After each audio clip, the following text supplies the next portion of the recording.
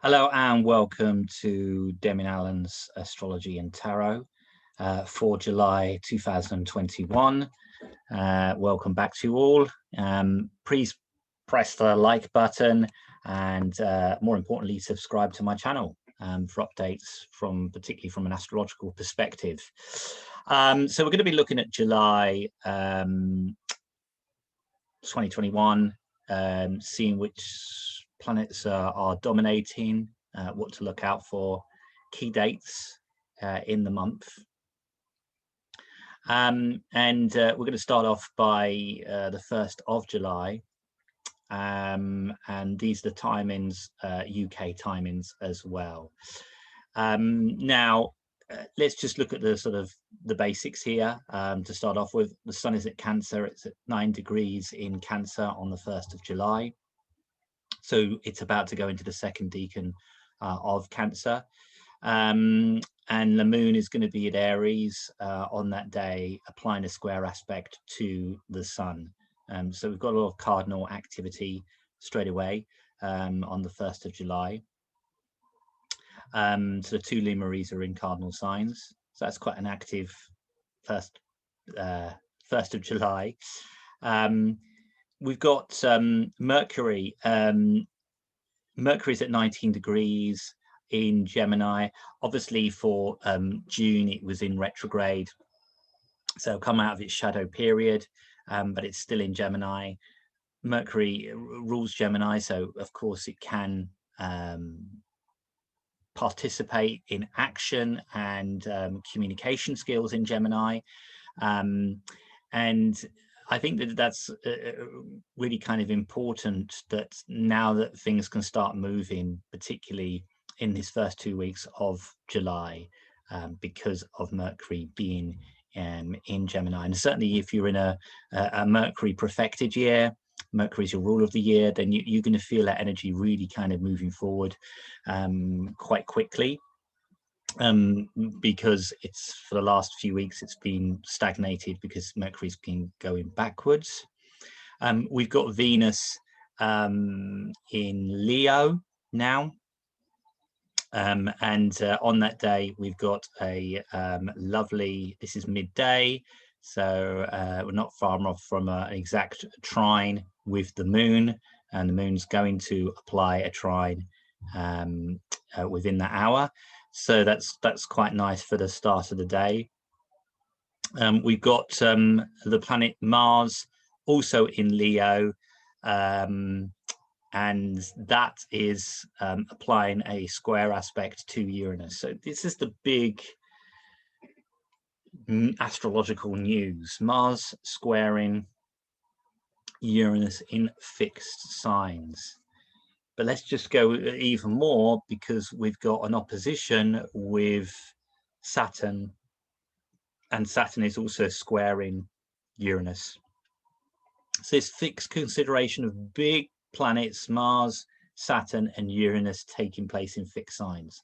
So when I look at that day, you know, we've got the trine from the moon to Venus, which does help, and we've got Mercury moving forward. We've got these square and oppositions with major planets here.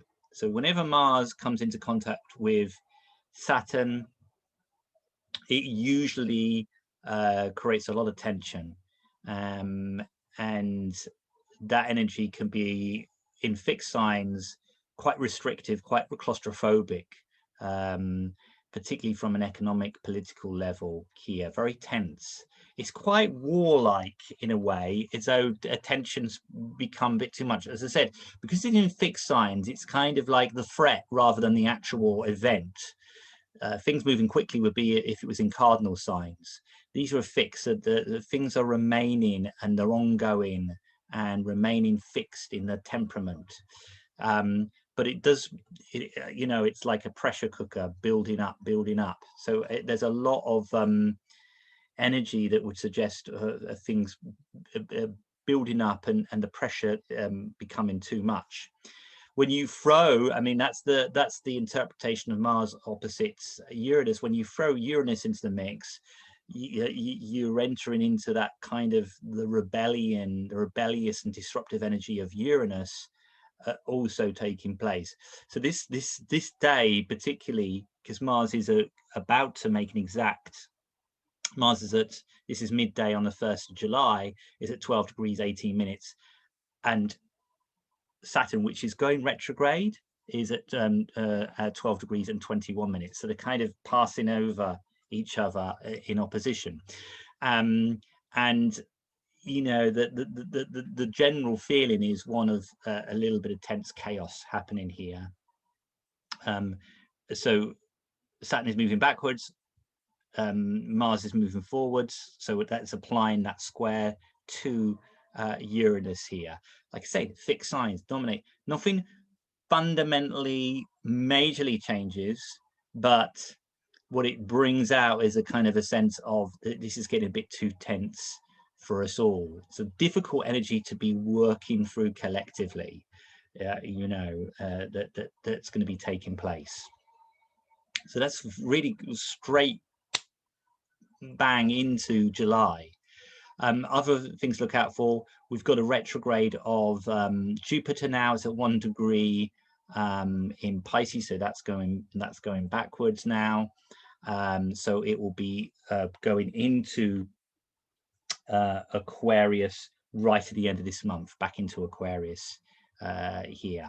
The other factor is, of course, Neptune. Neptune is also going retrograde. Neptune's going to be retrograde for most of the rest of the year, actually, here. And although Neptune can be very subtle, and it you know, we don't necessarily feel it unless it's hitting particularly, you know, inner planets in your chart or sensitive points in your chart, then you might feel it. But when Neptune's retrograde, it's always a challenge, because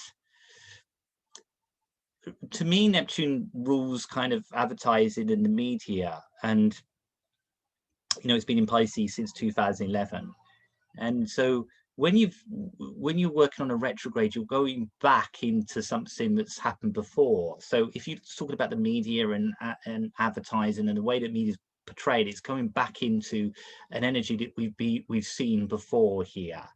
And you know, Neptune in Pisces is fundamentally a lot to do with no boundaries as to how people communicate or how the media portrays certain events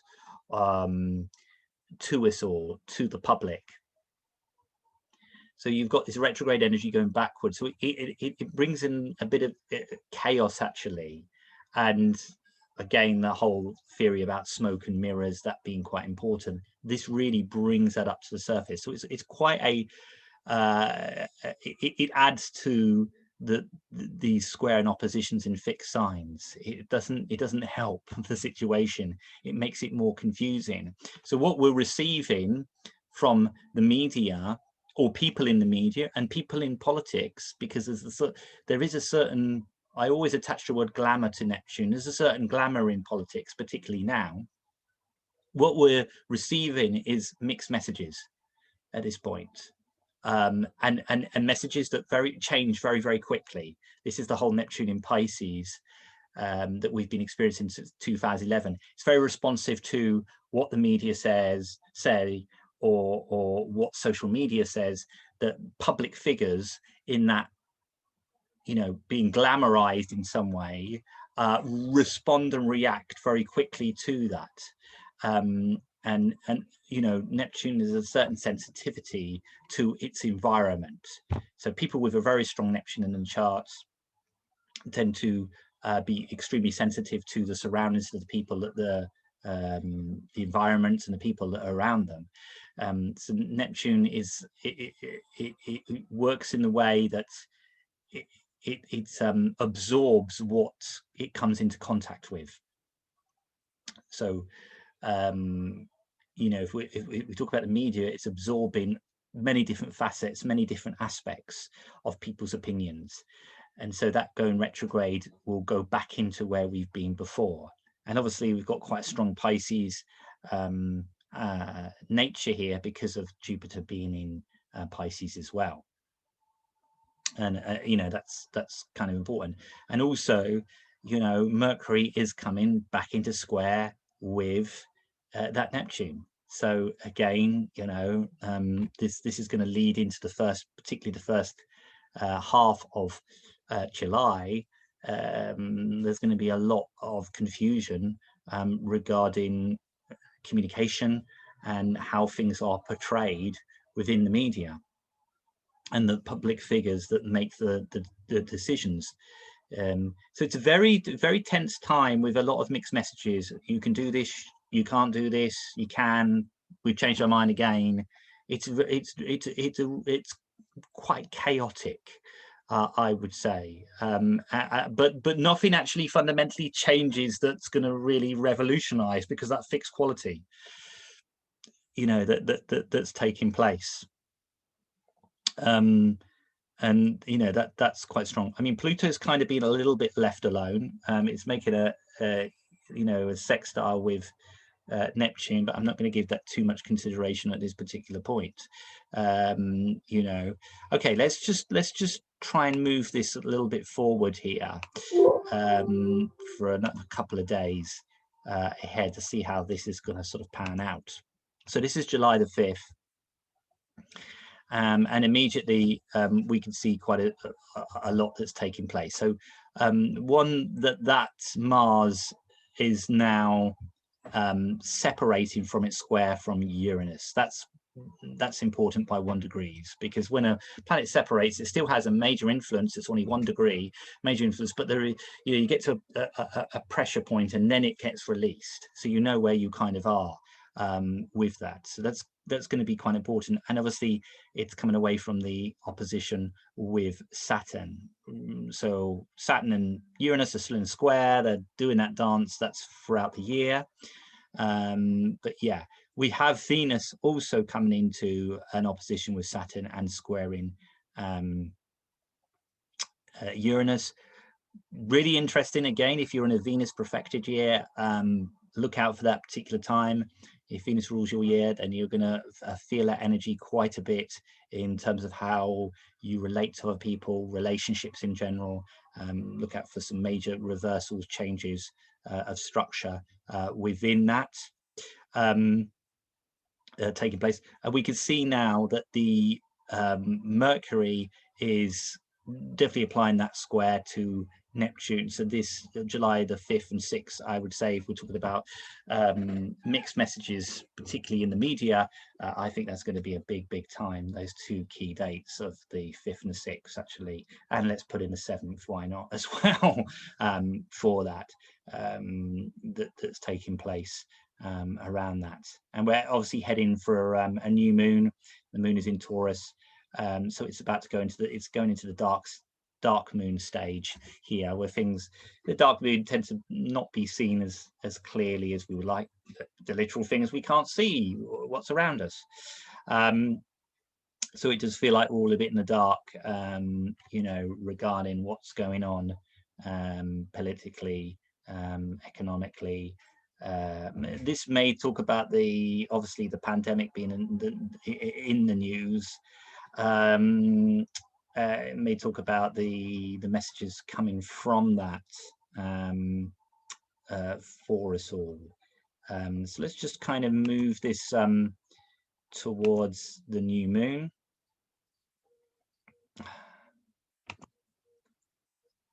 So this is just a bit later. We could experience that it's on the 10th, but it's just it's about 10 hours past it. There's the moon in Cancer, so it's an 18 degrees new moon in Cancer. So if you've got planets at that 18 degrees, particularly in Cancer, Capricorn, Libra, you know, and Aries, that you're going to be hit by that new moon, or it'll feel like maybe opportunities externally manifest, things sort of become a lot more clearer at that particular time. We can notice now that Mars is moved well away from Saturn, and indeed it's still close to Uranus, but perhaps not having as much of an impact here. And we can see that Mercury in Gemini is at 28 degrees, so it's not far off from going into Cancer, where obviously the sun still is at 18 degrees and that moon separating from being the conjunction, and about to form an opposition with Pluto. I just want to talk briefly about Mars, Mars in Leo. From a personal point of view, I quite like the Mars in Leo. Mars can do something in Leo. Leo is obviously a fixed sign of the zodiac that's in the northern hemisphere. Is to do with the period of late July and August when the sun is in Leo. It's hot, dry. So Mars can be quite active in Leo, and I've said in previous videos that Mars has not been in good position for a good year and a bit, really. It's been hard. This is the first time when I felt that Mars could actually do something here, but obviously Mars is a planet that it's known as the god of war. It's a planet that in traditional astrology is known as one of the malefics with Saturn. So it can push things, it can get things going, it can cause disruption. It can be impulsive in its energy, and certainly I think in Leo, things happen in that combination. Things take place. Aggression comes out in some forms. So it's just a little note on that. And obviously you've got Venus in Leo as well, that's taking place, and they're forming a conjunction 9th and 10th. So that's quite powerful from many people, that conjunction, because again it's in that fixed element. The fixed signs are really the dominating modes of expression. We've just come out of a period, really, last few years, where it's been cardinal signs that have been dominated, and now it becomes fixed. So although change is desired and wanted, it doesn't actually kind of move as quickly as perhaps we'd all like, really. Here the status quo is definitely kind of winning at this particular point. Okay, let's move it forward, shall we?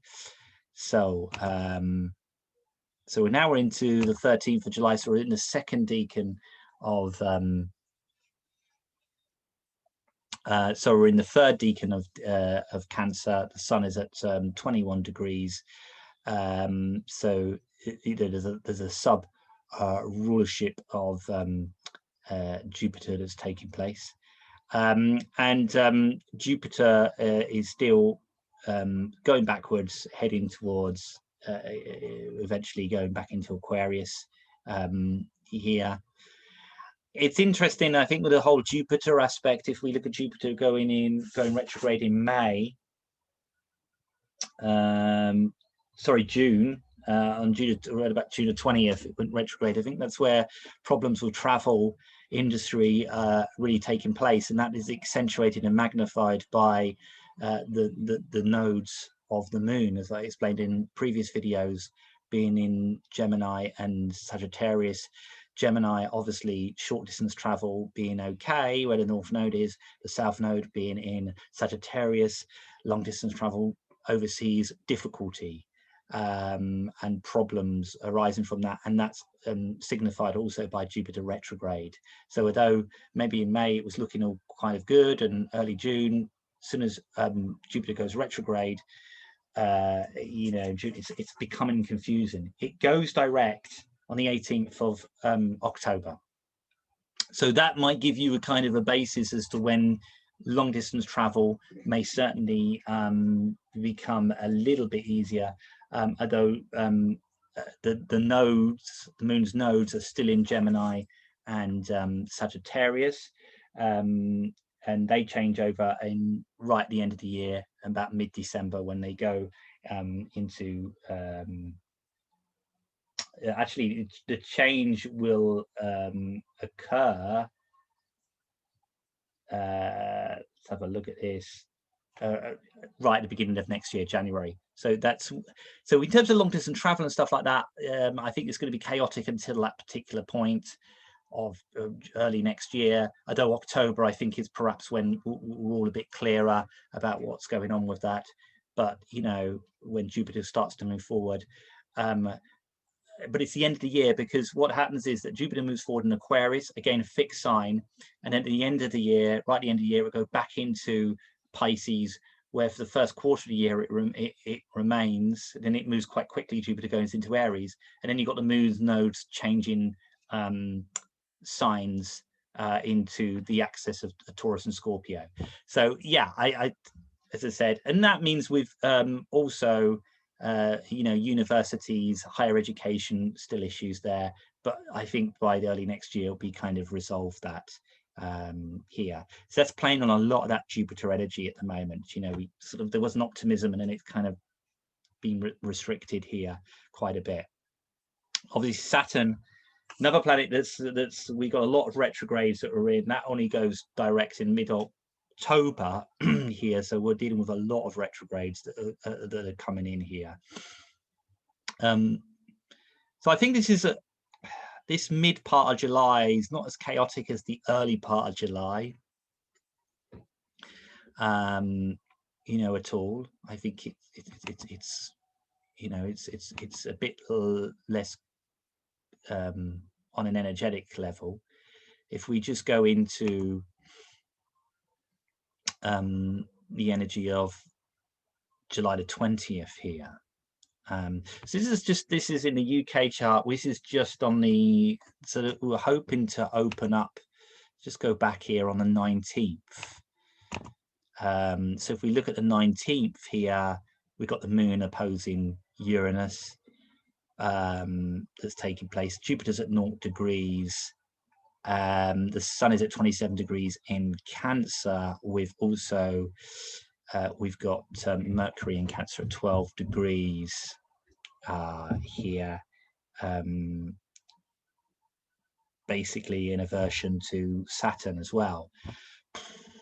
Again, you know, this is about the whole, in the UK, this is about opening up again, isn't it? We're back to where we were.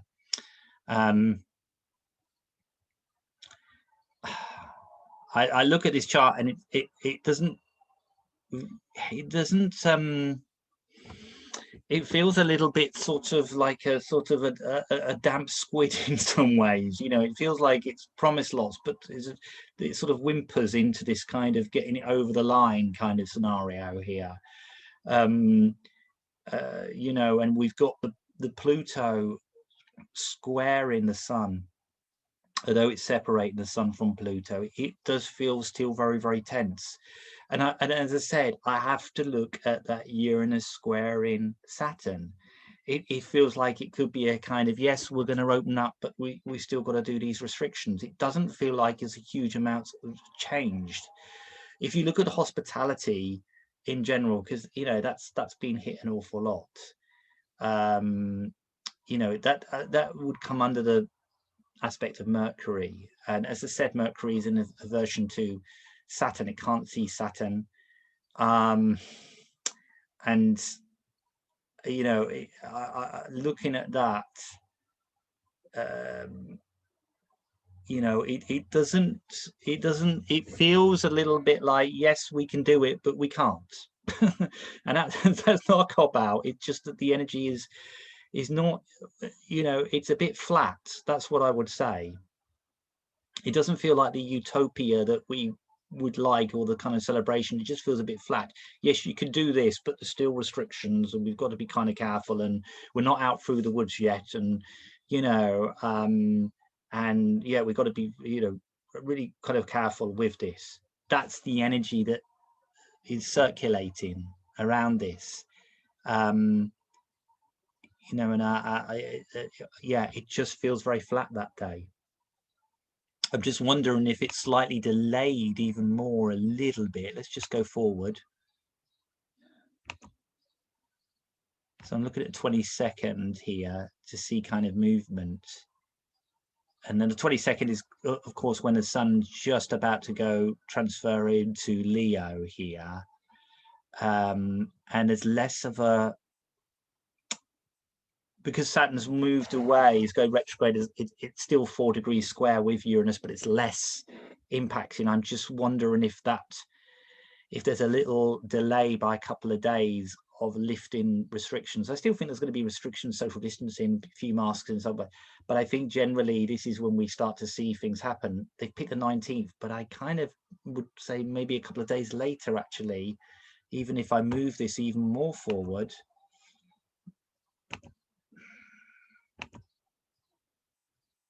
Yeah, once I'm into the 24th, I feel like it's a stronger case here. We've also got a trine between Mercury and Neptune, and those the two planets that kind of rule writing, media, stuff like that. So that feels a much more optimistic day. So maybe some good news comes out, or that lets us kind of feel like, oh, this is really good.